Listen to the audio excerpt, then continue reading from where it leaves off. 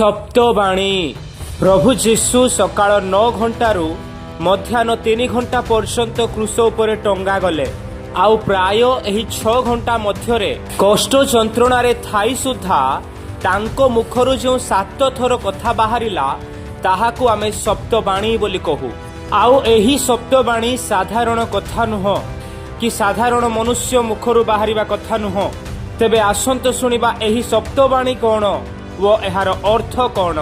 क्रूसार्पित हेबा परे प्रभु जीशुंक मुखरू बाहरिथिबा प्रथम कथा बा प्रथम वाणी सेतेबेले जीशु कहिले, पितो एमानंकु क्षमा कर कारण एमाने कोन करूअछंती ताहा जानंती नाही। एहा क्षमार वाणी अटे। पृथ्वी आरंभ हेबाठू प्रभु जीशुंक पर्यंत इतिहास रे एमिति जणे व्यक्ति नाहांती जे कि मृत्यु प्राय अवस्था थाई कि तांको विरोधी मानंकु क्षमा करि पारे। प्रभु जीशु ही एहीपरि व्यक्ति व एहीपरि ईश्वर अटंती जो माने तांको निंदा करंती, जो माने तांको ताड़ना करूछंती, जो माने तांको अपमानित करूछंती, जो माने तांको यंत्रणा आउ कष्ट देउछंती से मानंकु क्षमा करूछंती। से मानको पई प्रार्थना करूछंती, पितो ए मानंकु क्षमा करो बोली। इतिहास रे के अछंती एहीपरि मनुष्य बा ईश्वर जे एहीपरि अवस्था रे थाई क्षमा करि पारे। आमे इतिहास रे मनुष्य मानंकु देखिछु आ गुड़ाए देवता मानंकु देखिछु जो माने मुंड उपरे मुंड काटिकी गले किंतु सबु शक्ति थाई कि सुद्धा सर्वशक्तिमान होई कि सुद्धा तांको निंदा ताड़ना जंत्रणा देउथिबा लोक मानंकु किछि न करी से मानंकु क्षमा करिथिबा व्यक्ति बा ईश्वर प्रभु जीशु अटंती। प्रभु जीशु रोमियो सैन्य मानंकु क्षमा कले जो माने तांको अपमानित करुथिले, जो माने तांको मारुथिले।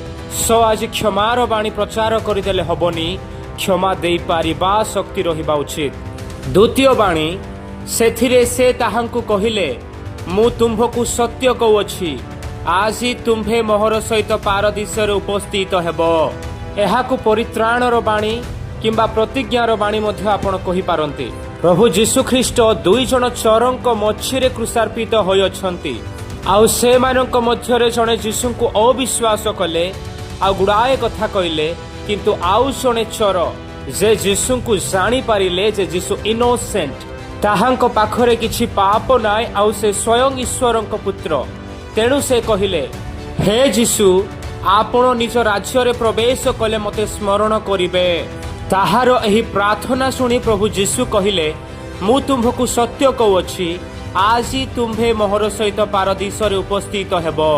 सो मु कहिबा पई चाहे आपण सेमिति भी लोक हुअंतु ना काए आजि संपूर्ण मन परिवर्तन करी प्रभुंक निकटकु फेरंतु आ प्रभुंकु कहंतु मते रक्षा करो। से रक्षा करिबा पई सामर्थ्यवान परमेश्वर। आज जेतिकी लोक कहउछंती प्रभु जीशु 3टी कंटारे मरी गले से कोन रक्षा करि पारिबो। मु से मानको कहिबा पई चाहे आपण जाई से चोर पाखरु शिखिकी आसंतु कारण आपण मानको जीवनर मूल्य जणा नाय जे प्रकार से चोर जानिथिला। कारण बंचिबार अर्थ जगत रे नाय 60-70 वर्ष पर्यंत किंतु स्वर्ग रे अनंत काल पर्यंत।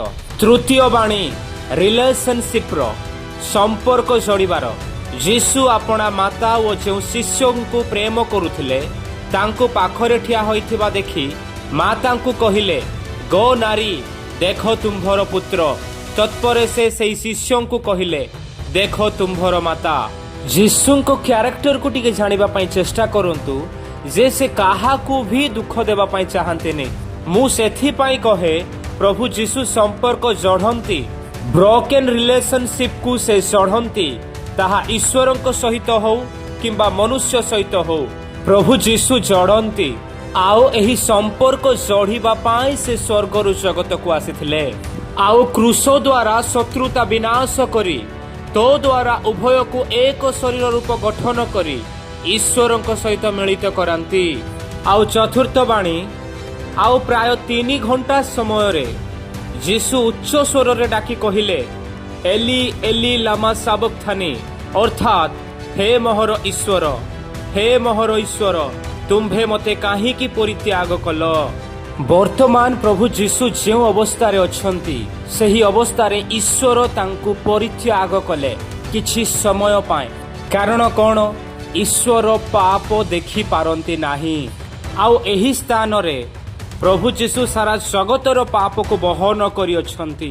ଯେପରି ବାକ୍ୟ କହେ, ଯାହାଙ୍କ ଠାରେ ପାପର ଲେଶ ମାତ୍ର ନଥିଲା ତାହାଙ୍କୁ ସେ ଆମ୍ଭମାନଙ୍କ ନିମନ୍ତେ ପାପ ସ୍ୱରୂପ କଲେ, ଯେପରି ଆମ୍ଭେମାନେ ତାହାଙ୍କ ଦ୍ୱାରା ଈଶ୍ୱରଙ୍କ ଧାର୍ମିକତା ସ୍ୱରୂପ ହେଉ। ମାନେ ପରିତ୍ରାଣର କାର୍ଯ୍ୟ ସାଧନ କରିବା ପାଇଁ ଯେଉଁ ଭବିଷ୍ୟତବାଣୀ ଗୁଡ଼ାକ କରାଯାଇଅଛି, ସେ ସବୁକୁ ସଫଳ କରି ପ୍ରଭୁ ଯୀଶୁଙ୍କୁ ଯିବାକୁ ପଡ଼ିବ, ପୁଣି ନିଜେ ପରିତ୍ରାଣ ସାଧନ କରିବାକୁ ପଡ଼ିବ। ଏହି ସମୟରେ ପରମେଶ୍ୱର ସତକୁ ସତ ପ୍ରଭୁ ଯୀଶୁଙ୍କୁ ଛାଡ଼ି ଦେଇଥିଲେ, କାରଣ ସମସ୍ତଙ୍କ ପାପ ସେ ବହନ କରିଥିଲେ।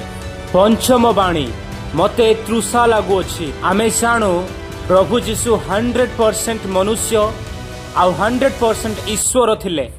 ମନୁଷ୍ୟ ଭାବେ ଏତେ ରକ୍ତ ବହିବା ପରେ, ଏତେ ଯନ୍ତ୍ରଣା ପ୍ରାପ୍ତ ହେବା ପରେ ତୃଷା ଲାଗିବା ସ୍ୱାଭାବିକ ବିଷୟ। ତ ସଙ୍ଗେ ସଙ୍ଗେ ଏହା ଦ୍ୱାରା ଭବିଷ୍ୟତବାଣୀ ପୂର୍ଣ୍ଣ ହେଲା। ଷଷ୍ଠ ବାଣୀ, ସମାପ୍ତ ହେଲା। ଏହାର ଅର୍ଥ କ'ଣ? ତାହାଙ୍କ ଜାଗତିକ ଲାଇଫ୍ ସମାପ୍ତ ହେଲା। ମାନେ ଯେଉଁ ଉଦ୍ଦେଶ୍ୟରେ ସେ ସ୍ୱର୍ଗରୁ ଜଗତକୁ ଆସିଥିଲେ, ଯାହା ସାଧନ କରିବା ନିମନ୍ତେ ସେ ଜଗତକୁ ଆସିଥିଲେ, ମାନେ ପାପର ବିନାଶ କରିବା ହେଉ, ପରିତ୍ରାଣ ସାଧନ କରିବା ହେଉ, ଈଶ୍ୱରଙ୍କ ସହିତ ମନୁଷ୍ୟର ଭାଙ୍ଗି ଯାଇଥିବା ସମ୍ପର୍କକୁ ଗଠନ କରିବା ହେଉ, ମନୁଷ୍ୟମାନଙ୍କ ଅଧର୍ମର ପ୍ରାୟଶ୍ଚିତ କରିବା ହେଉ, ମାନେ ଆମ୍ଭମାନଙ୍କ ଉଦ୍ଧାର ନିମନ୍ତେ ଯାହା ଯାହା କରିବା ଆବଶ୍ୟକ ଥିଲା, ସେ ସବୁ ସମାପ୍ତ ହେଲା ତାହାଙ୍କ ବଳିଦାନ ଦ୍ୱାରା। ଏହା ସେ ଜାଣିପାରି କହିଲେ ସମାପ୍ତ ହେଲା। ସେଥିପାଇଁ ବାକ୍ୟ କହେ, ପ୍ରଭୁ ଯୀଶୁ ଯେଉଁ କାର୍ଯ୍ୟକୁ ସମାପ୍ତ କରିସାରିଅଛନ୍ତି, ସେହି କାର୍ଯ୍ୟକୁ ପୁନର୍ବାର କରନ୍ତୁନି। ଆଜି ପରିତ୍ରାଣ ପାଇବା ପାଇଁ ଲୋକେ କ'ଣ ନାଇଁ କ'ଣ କରୁଛନ୍ତି।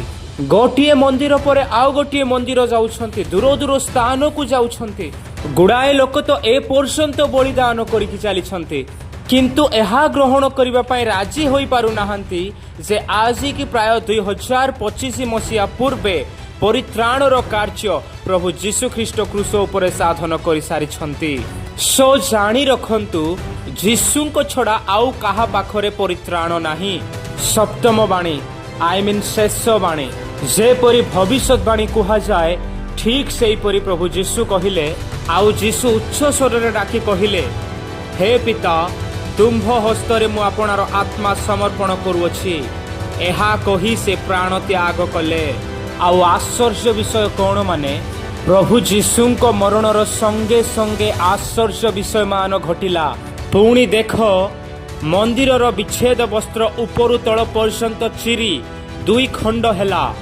ଆଉ ଭୂମିକମ୍ପ ହେଲା ଓ ଶୈଳ ସବୁ ବିଦୀର୍ଣ୍ଣ ହେଲା।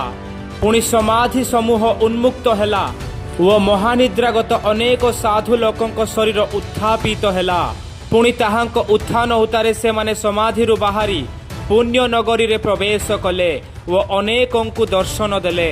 ଶତ ସେନାପତି ଓ ତାହାଙ୍କ ସାଙ୍ଗରେ ଯେଉଁମାନେ ଯୀଶୁଙ୍କୁ ଜଗିଥିଲେ, ସେମାନେ ଭୂମିକମ୍ପାଦି ଘଟଣା ଦେଖି ଅତ୍ୟନ୍ତ ଭୀତ ହୋଇ କହିଲେ, ସତ୍ୟ, ଏ ଈଶ୍ୱରଙ୍କ ପୁତ୍ର ଥିଲେ। ମାନେ ଯୀଶୁଙ୍କ ମରଣ ପରେ ବିଚ୍ଛେଦ ବସ୍ତ୍ର ଉପରୁ ତଳକୁ ଚିରି ଯାଉଅଛି। ଶୈଳ ସବୁ ପଥର ଗୁଡ଼ାକ ଫାଟି ଯାଉଅଛି। ଗୁଡ଼ାଏ ମରି ଯାଇଥିବା ଲୋକ ପୁନର୍ବାର ଉଠୁଛନ୍ତି। ଆଉ ଜେରୁସାଲେମକୁ ଯାଇ ଅନେକ ଲୋକଙ୍କୁ ଦର୍ଶନ ଦେଉଛନ୍ତି। ଆଉ ଏହି ସବୁ ଦେଖି ସତ ସେନାପତି ଓ ତାଙ୍କ ସଙ୍ଗରେ ଯେଉଁମାନେ ଯୀଶୁଙ୍କୁ ଜଗିଥିଲେ, ସେମାନେ କହିଲେ, ସତ୍ୟ, ଏ ଈଶ୍ୱରଙ୍କ ପୁତ୍ର ଥିଲେ।